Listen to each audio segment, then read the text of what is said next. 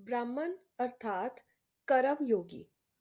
आप ब्राह्मणों की जो पढ़ाई है वह मुरलीधर की जो मुरली है उसका सार ये दो शब्द ही हैं।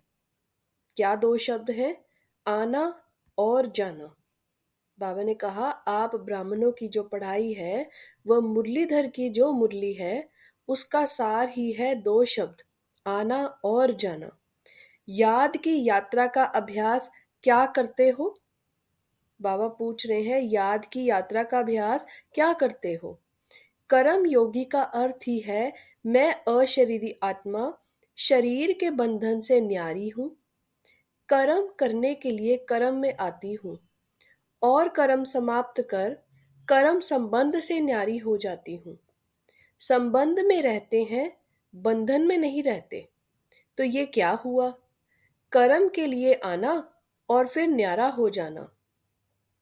कर्म के बंधनवश कर्म में नहीं आते हो, कर्म के बंधनवश कर्म में नहीं आते हो, लेकिन कर्मेंद्रियों को अधीन कर अधिकार से कर्म करने के लिए कर्म योगी बनते हो। बाबा ने कहा लेकिन किस लिए आते हो? कर्मेंद्रियों को अधीन कर अधिकार से कर्म करने के लिए कर्म योगी बनते हो।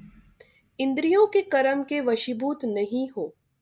कोई भी किसी के वश हो जाता तो वश हुई आत्मा मजबूर हो जाती है और मालिक बनने वाली आत्मा कभी किससे मजबूर नहीं होती।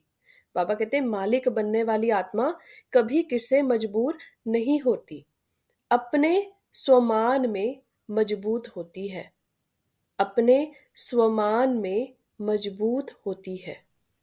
अच्छा, ओम शांति।